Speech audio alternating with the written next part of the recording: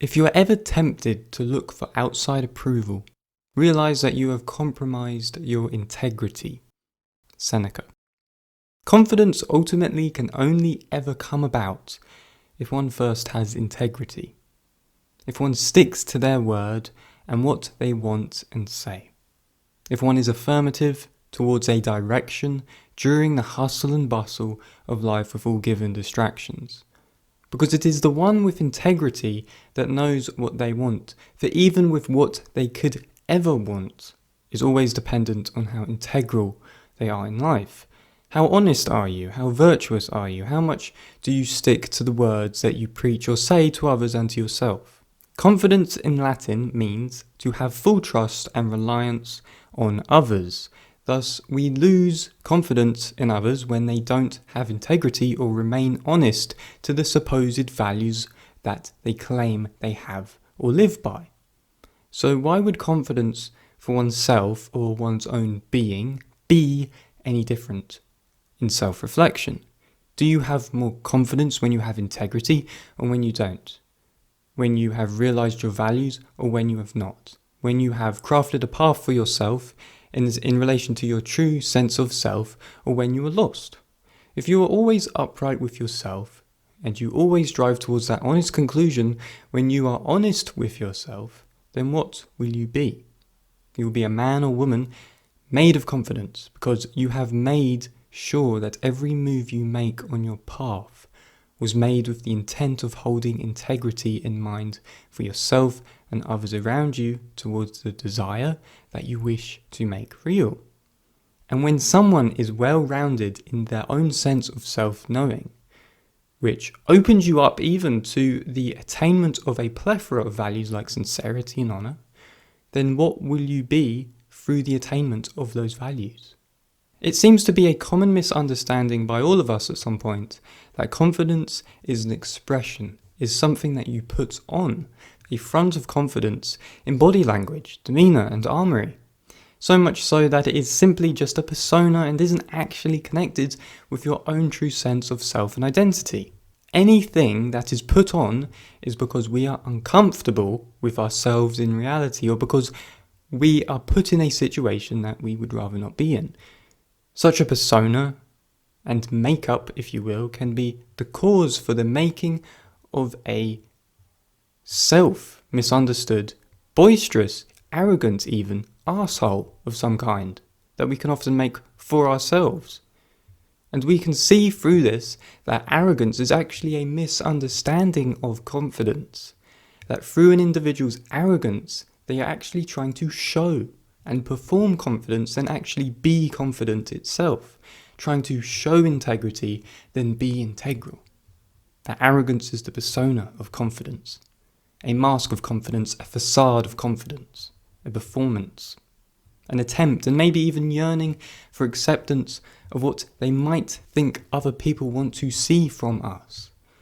This, at the heart of things, is a kind of yearning for external acceptance without even knowing oneself first.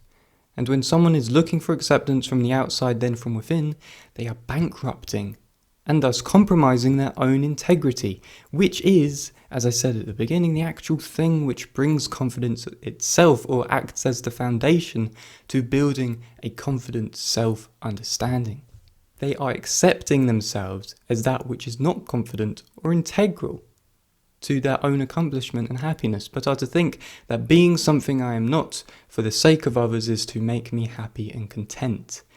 You will never be confident if you are always looking for external approval from others, because you're not being your own sovereign individual, and confidence can only come from such a thing. That in which you were born to be. You were born to be an individual, but to instead be a slave for someone else, as if one does not know their own independence or ever realize that they were born only with independence. That you wake up and fall asleep with only one set of eyes, the start and end, both begin and finish with lone sovereignty. So why be a coward to that single only truth which both brings light and darkness to the beginning and end of your days? And if one sees being alone as a miserable affair, then that is because one doesn't really know the existence of their own mind, nor explored themselves for what one could be, to question one's own reality and to test how true it all really is, conflating loneliness with being alone with oneself.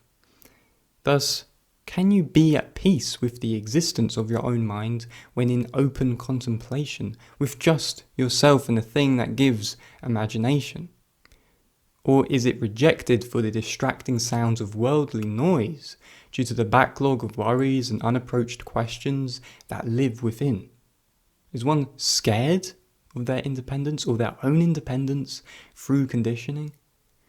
For this must be the only place that one has ever been truly free. Some may say that the mind is a sort of prison, but with a good imagination, it is an infinite dictionary for any formula of creation. Seneca again once said, "If you are ever tempted to look for outside approval, realize that you have compromised your integrity." When one strips themselves of independence for the pleasing of others, you not only varnish your individual character, but also your integrity to reclaim it back once again. Hence the resentment.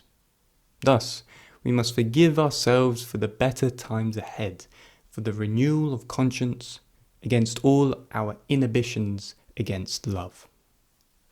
If you enjoyed this video and wish to support the channel, you can by becoming a member of the Thoughts on Thinking community, which in return will give you access to our ever-growing library of exclusive video content. More information can be found on my website or through our Patreon servers. All links can be found in the description below. Thank you.